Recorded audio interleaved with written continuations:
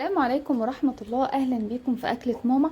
هنعمل مع بعض النهاردة صدور مشوية كده مع بطاطس وبصل، حاجة كده في منتهى الجمال، سهلة وسريعة وبسيطة وتنفع للدايت كمان.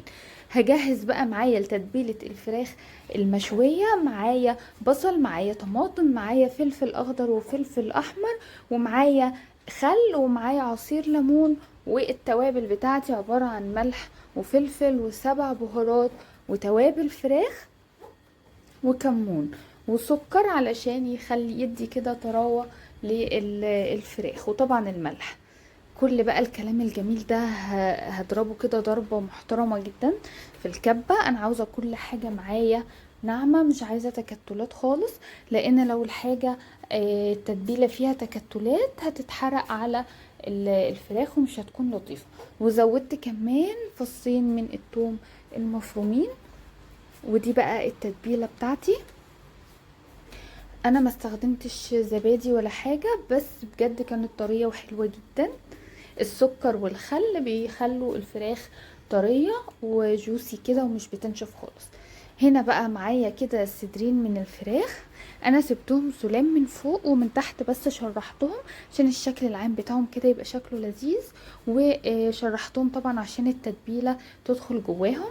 هنا بقى حطيتهم في التتبيلة وقفلت كده عليهم وسبتهم في التلاجة، طبعا اقل حاجة ساعتين ممكن.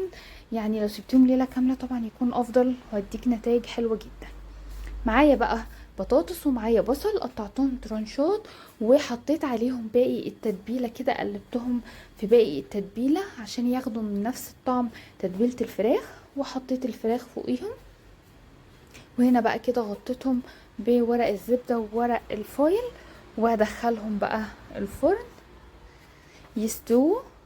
مش هياخد وقت كبير معايا وهيطلع الجمال ده. بصوا دايبين، ما تعرفوش الفراخ من البطاطس، واخدين لون حلو قوي، دايبين كده ومستويين، والشكل والطعم بجد كان في منتهى اللذاذه. ينفع كمان قوي للناس اللي بتعمل دايت، وصفه خفيفه وسهله جدا. او طبعا في زيت في التتبيله، انا اسفه نسيت اقول الزيت، طبعا الزيت مهم جدا عشان يساعد الفراخ ان هي تحمر.